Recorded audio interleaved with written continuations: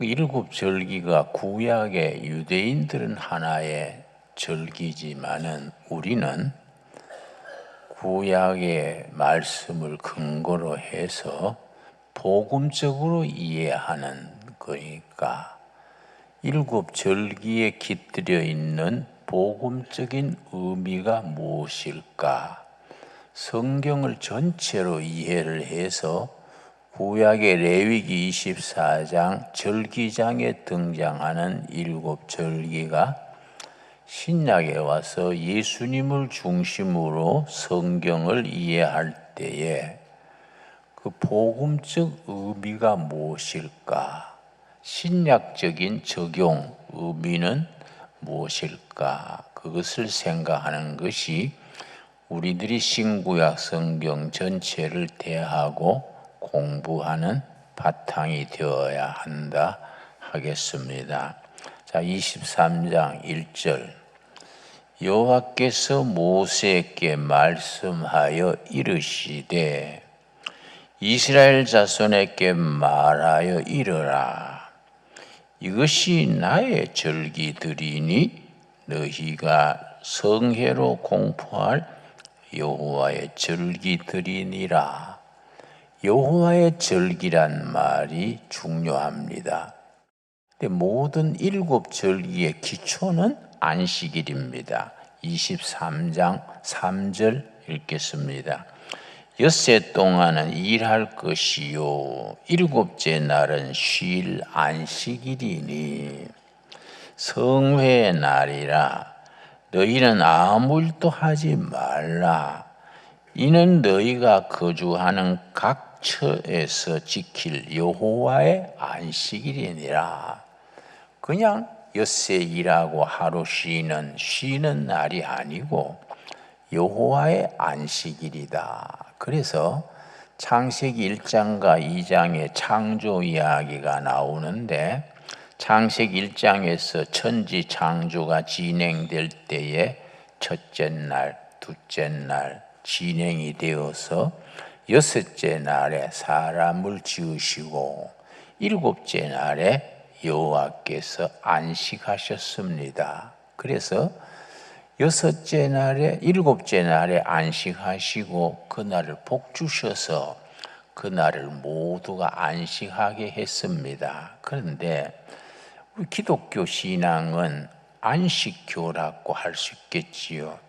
종단 중에 안식교란 종단도 있습니다만은 성경적으로 표현하자면은 기독교 신앙은 그리스도 안에서 안식하는 바탕이고 천국에서 영원한 안식, 영생을 누리는 안식이 기준이지요. 그래서 이 절기다, 안식일이다 이런 거의 중심은 뭐이냐? 이 세상 삶이 끝나고 천국 가서 여호와 앞에서 영원히 안식하는 그 영생의 안식을 이 땅에서 안식일에 절기 기간에 연습한다 할까요? 누리는 것이 안식일을 지키고 절기는 지키는 기본이라 하겠습니다. 그래서 일곱 절기 중에 기본은 안식일이지요. 안식일이 기초고 그 위에 첫째는 유월절, 무교절, 초실절, 그 다음에는 오순절, 오순절 다음에 나팔절, 나팔절 다음에 속죄일, 마지막으로 초막절. 자, 먼저 4절, 3장 4절 말씀. 이것이 너희가 그 정한 때에 성회로 공포할 여호와의 절기들이니라. 첫째 달 열나흔 날 저녁은 여호와의 유월절이요 이달 15날은 여호와의 무교절이니. 두 절기가 나옵니다. 유월절이 첫째 나오고 이어서 무교절이 나옵니다. 무교절은 조금 우리가 번역을 새로 하면 좋겠어요. 없을 무자 누룩 교자, 누룩 넣지 않는 빵을 먹는 날이 무교절이지요. 그러니까 우리가 누룩 넣지 않는 빵 먹는 날, 뭐 이렇게 번역하면 좋은데 그냥 무교절, 무교병, 그러니까 무교절에 먹는 떡이 떡병자 무교병입니다. 누룩 넣지 않는 떡 무교병인데, 우리 젊은 우리 학생들은 이걸 들으면 무교병은 맥주병이나 사이다병 생각하지요. 그러니까 이런 거는 좀 우리 젊은 세대에 맞도록, 시대 언어에 맞도록 고칠 필요가 있겠지요. 자, 유월절이 어디서 시작됐느냐? 예수님을 이끌어서 사도 요한이 예수님을 가르치면서 보라, 유월절 어린 양 메시아 그리스도다. 유월절 어린 양이다. 사도 요한이 예수님을 그렇게 표현했습니다. 유월절이 어디서 시작됐느냐? 출애굽기 12장입니다. 출애굽기 12장. 나는 우리 둘의 성도들 전체가 성경 말씀을 복음적인 바탕에서 전체를 하나로 이해할 수 있게 되기를 바랍니다. 12장 1절, 여호와께서 애굽 땅에서 모세와 아론에게 일러 말씀하시되 이달을 너희에게 달의 시작 곧 해의 첫 달이 되게 하고, 바로 유월절은 애굽 종살이에서 430년 만에 해방이 됐습니다. 그러니까 해방된 날이지요. 그게 무교 유월절인데, 3절, 너희는 이스라엘 온 회중에게 말하여 이르라. 이달 열흘에 너희 각자가 어린 양을 잡을지니 각 가족대로 그 식구를 위하여 어린 양을 취하되, 첫 번째 유월절에 각 가정 단위로 어린 양을 잡았습니다. 그런데 어린 양을 잡되 목에다가, 동맥에다가 탁 날카로운 송곳을 찌르면 피가 쭉 나옵니다.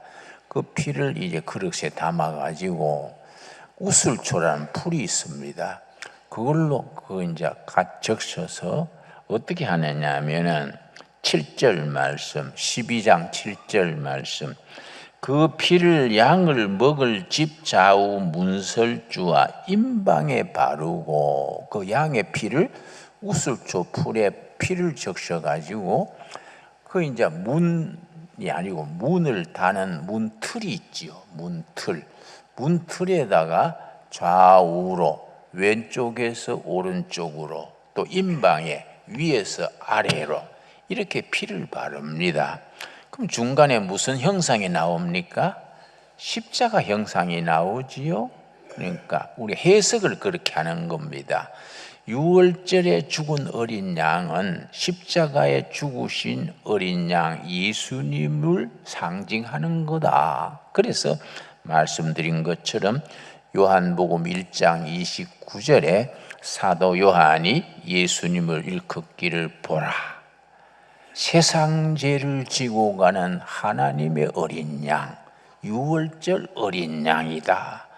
그렇게 사도 요한이 예수님을 그렇게 일렀습니다. 그 8절, 그 밤에 그 고기를 불에 구워 무고 병과 떡병자라 그랬지요. 없을무 누룩교, 누룩 넣지 않고 만든 떡, 무교병이지요. 그럼 누룩은 뭘 상징하느냐? 성경에서 누룩은 두 가지를 상징합니다. 세상적인 이데올로기 사상, 무슨 주체 사상, 공산주의 이런 사상, 교훈이지요. 둘째는 죄를 상징합니다. 그래서 첫 번째 유월절에 누룩 넣지 않는 떡을 먹었다는 것은 죄 없는 삶, 그리고 세상 사상, 이데올로기 이런 거에 떠난 순수한 하나님과의 관계, 그런 의미가 있지요. 8절 다시 읽습니다. 그 밤에 그 고기를 불에 구워 무고 병과 쓴나물과 아울러 먹되, 우리나라에도 쓴나물 있지요. 쓴바기 같은 거, 쓴나물을 그걸 누룩 넣지 않는 떡과 같이 먹었습니다. 쓴 나물은 뭘 상징하느냐? 고난의 역사. 메시아 그리스도께서 이 땅에 오셔서 고난당하신 그걸 기리면서 쓴 나물을 먹고 우리가 죄 없는 삶, 그걸 뜻하여서 무교병을 먹고 했습니다. 그래서 어떻게 했나? 그걸 문틀에다가 십자가 형상으로 바르고 거기서 이제 그날 저녁에 무슨 역사가 일어났습니까? 13절. 이런 말씀이 구약 성경을 복음적으로 이해하는데 아주 중요합니다. 13절. 내가 애굽 땅을 칠 때에 그 피가 너희가 사는 집에 있어서 너희를 위하여 표적이 될지라. 내가 피를 볼 때에 너희를 넘어가리니. 자, 그날 저녁에 심판의 죽음의 심판이 애굽 땅의 각 가정의 맏아들 무슨 짐승의 만물이 다 죽는 겁니다. 그런데 그 문틀에 십자가 피가 칠해 있는 집은 죽음이 넘어갔습니다. 그 피를 보고. 그건 양의 피지만은 실제 영적으로는 누구 피가 됩니까? 예수님의 피가 되지요. 그래서 피를 볼 때에 죽음이 넘어갔다 해서 유월절입니다. 넘어갈 유자입니다. 넘어갈 유. 뭐이 넘어갔습니까? 죽음이 넘어갔습니다. 뭘 보고 넘어갔습니까? 피를 보고 넘어갔지요. 근데 그 피는 누구의 피입니까? 예수님의 피지요. 그래서 유월절이 우리가 예수님의 피 공로를 믿음으로 구원받는 아주 영적으로 중요한 날이지요. 그 유월절이 가지는 영적인 의미입니다. 그 다음에 유월절 지낸 그 다음 주간, 한 주간 동안 무교병을 먹으면서 축제 기간을 지냈습니다. 그래서 그 다음 세 번째 절기가 뭐이냐? 우리 레위기 23장 본문으로 들어오겠습니다. 9절 말씀, 레위기 23장 9절 말씀. 여호와께서 모세에게 말씀하여 이르시되 이스라엘 자손에게 말하여 이르라. 너희는 내가 너희에게 주는 땅에 들어가서 너희의 곡식 거둘 때에 너희 곡물의 첫 이삭 한 단을 제사장에게 가져갈 것이요. 초실절 그럽니다. 초실절. 처음 익은 열매를 제단에 바치는 것이 초실절입니다. 그래서 유월절, 무교절, 초실절이 이어서 있는 절기들인데 이 신약에 와서 그 세 절기가 어떻게 우리가 이해되느냐 하면은 고린도전서 15장입니다. 고린도전서 15장. 우리 천천히 찾겠습니다. 성경 공부니까 성경을 자꾸 부지런히 찾겠습니다. 고린도전서 15장을 부활장이라고도 하고 생명장이라고도 부르기도 합니다. 고린도전서 15장 1절 말씀. 15장 1절. 형제들아, 내가 너희에게 전한 복음을 너희에게 알게 하노니 사도 바울이 고린도 교회에게 전했는 복음 이는 너희가 받은 것이요 또 그 가운데 선 것이라. 너희가 만일 내가 전한 그 말을 굳게 지키고 헛되이 믿지 아니하였으면 그로 말미암아 구원을 얻으리라. 믿는 우리로 구원을 얻게 하는 믿음, 구원을 얻게 하는 복음의 그 뿌리지요. 자, 3절. 내가 받은 것을 먼저 너희에게 전하였노니 이는 성경대로. 이때 성경은 신약이겠습니까? 구약이겠습니까? 아직 신약은 쓰여지지 않았으니까 구약이지요. 구약의 성경대로 그리스도께서 우리 죄를 위하여 죽으시고 우리 출애굽기 12장에 나오는 것처럼 유월절 어린 양으로 예수님이 죽으시고 이걸 이사야서 53장 전체가 구약의 복음장이라고 일컫습니다. 어린 양 예수님이 십자가에 죽으신 이야기가 이사야서 53장 특별히 5절 6절에 구체적으로 나오지요. 그래서 우리 고린도전서 15장 22절 23절 읽겠습니다. 고린도전서 15장 22절 아담 안에서 모든 사람이 죽은 것 같이 그리스도 안에서 모든 사람이 죽을 삶을 얻으리라. 우리 아담에서 죽음이 시작됐지요. 생명은 누구로부터 시작됐습니까? 예수님으로 시작이 된 거지요. 그래서 아담이 죄를 범함으로 죽음이 시작되고 예수님이 부활하심으로 생명이 시작된 거지요. 23절 같이 읽겠습니다. 그러나 각각 자기 차례대로 되리니 먼저는 첫 열매인 그리스도요 다음에는 그가 강림하실 때에 그리스도에 속한 자요. 예수님은 생명의 첫 열매, 그 초실절이 부활의 첫 열매 대신 예수님의 부활을 기리는 상징하는 절기라 하겠습니다. 자, 레위기 23장 15절로 들어옵니다. 자, 그러면은 세 절기가 나왔습니다. 유월절, 무교절, 초실절. 자, 유월절은 예수님이 십자가에 죽으신 거, 무교절은 십자가에 고난당하고 묻히신 거, 초실절은 부활의 첫 열매로 맺으신 거. 자, 23장 15절 말씀, 15절. 안식일 이튿날 곧 너희가 요제로 곡식단을 가져온 날부터 세어서 7 안식년의 안식일의 수효를 채우고 7 안식일 이튿날까지 합하여 50일을 계수하여 새 소제를 여호와께 드리되 오순절입니다. 오순절. 한 수는 열흘이지요. 오순이면 며칠입니까? 50일이지요. 이스라엘 백성들이 애굽에서 유월절을 지키고 해방이 돼가지고 광야로 나와서 50일 만에 시내산에서 십계명을 받고 계약을 맺었습니다.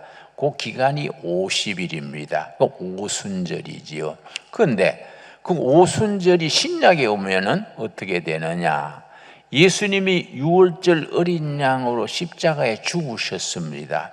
십자가에 죽으신 지 50일째 되는 오순절에 50일째 오순절 성령이 임해가지고 교회가 시작이 됐습니다. 사도행전 2장 1절입니다. 그래서 우리가 구약 성경과 신약 성경을 서로 비교하면서 우리가 함께 은혜를 나누게 됩니다. 자, 사도행전 2장 1절 말씀에 오순절. 오순절은 여러분 예수님이 유월절 어린 양으로 죽으신 지 며칠 만이라고요? 50일 만에 오순절이지요. 구약에서는 출애굽 해방된 지 며칠 만이라고요? 50일. 시내산 광야에 도달해서 십계명을 받은 때가 오순절이지요. 그래서 구약의 오순절은 십계명을 통해서 하나님과 이스라엘 사이에 계약을 맺은 계약 공동체지요. 신약의 오순절은 예수님이 유월절 어린 양으로 죽으신 지 50일 만에 성령이 임해가지고 교회가 시작되는 성령 공동체가 되는 날입니다. 자, 사도행전 2장 1절 말씀.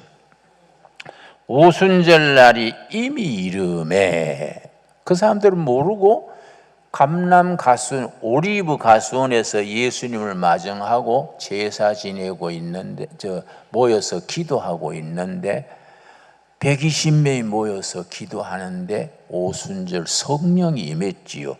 오순절이 이미 이름에 그들이 다 같이 호련히 하늘로부터 모여서 기도하는데 하늘로부터 성령이 임해가지고 오순절 성령 역사가 시작됐습니다.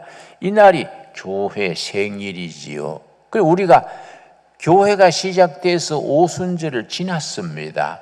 그 다음 절기가 뭡니까? 자, 레위기 23장 23절. 여호와께서 모세에게 말씀하여 이르시되 이스라엘 자손에게 말하여 이르라. 일곱째 달 곧 그 달 첫날은 너희에게 쉬는 날이 될지니 이는 나팔을 불어 기념할 날이요 성회라. 어떤 노동도 하지 말고 여호와께 화제를 드릴지니라. 나팔절이지요. 나팔절 뚜 소리 나면은 전부 안식일에 들어가는 겁니다. 안식에 들어가지요. 그러면은 신약에 와서 나팔절은 뭐이냐? 데살로니가 전서 4장입니다. 4장 16절 말씀. 4장 16절. 주께서 호령과 천사장의 소리와 하나님의 나팔 소리로 친히 하늘로부터 강림하시리니. 나팔절은 신약적인 복음적인 이해하면은 재림하는 날이지요. 그래서 우리는 오순절은 지났는데 나팔절 예수님의 재림을 기다리고 있는 겁니다. 그러면 나팔절 다음에 무슨 절기가 오느냐? 레위기 23장 26절 말씀. 여호와께서 모세에게 말씀하여 이르시되 일곱째 달 열흘날은 속죄일이니 너희는 성회를 열고 스스로 괴롭게 하여 여호와께 화제를 드리고, 스스로 괴롭게 한다는 말은 금식한다는 말입니다. 속죄일이 되면요 7월 15일 유대인 달력입니다. 우리 달력이 아니고 7월 10일에 전 국민이 스스로 괴롭게 하는 금식. 환자도 남녀노소 할 것 없이 전부 금식을 합니다. 그 두 가지 의미가 있지요. 우리 죄를 위해서 고난당하신 예수님에 대한 금식. 둘째는 우리 죄를 회개하는 금식. 그런 의미가 담겨 있다 하겠습니다. 그 속죄일이 지난 뒤에 마지막 절기가 뭐이냐? 레위기 23장 33절 말씀. 여호와께서 모세에게 말씀하여 이르시되 이스라엘 자손에게 말하여 이르라. 일곱째 달 15날은 초막절이니 여호와를 위하여 이레 동안 지킬 것이라. 초막절 혹은 장막절, 초막절이라 하기도 하고 장막절이라 하는데, 이스라엘 백성이 초막절을 지키는 이유는 광야 40년 동안에 천막치고, 거의 풀천막이니까요. 뭐 제대로 된 텐트가 없으니까 오동나무 잎 같은 도토리 나무 잎 같은 잎이 넓은 활엽수 그래요. 잎이 좁은 소나무, 잣나무는 침엽수라 그러고, 오동나무, 도토리나무 잎이 넓으니까 활엽수라 하는데, 그 잎을 가지고 묶어서 해를 가르는 거죠. 초막이지, 초막. 초막절, 광야 40년 동안에 조상들이 풀천막 치고 살았던 걸 기리면서 초막절을 지키는데, 우리가 신약에 와서 복음적으로는 어떤 의미가 있느냐? 성경 마지막 장 요한계시록 마지막 책 15장 5절입니다. 요한계시록 15장 5절에 우리가 신약에 와서 초막절 혹은 장막절에 대해서 이해할 수 있는 말씀이 뭔가 15장 5절입니다. 또 이 일 후에 내가 보니 하늘의 증거 장막에 성전이 열리며 하늘 장막, 하늘 초막, 하늘나라에 장막이 있는 겁니다. 세상 성전이 아니고 하늘의 증거 장막의 성전, 하늘나라의 성전, 그 성막, 초막 혹은 장막이지요. 요한계시록 21장 4절 보겠습니다. 요한계시록 21장 3절 말씀, 마지막 말씀이지요.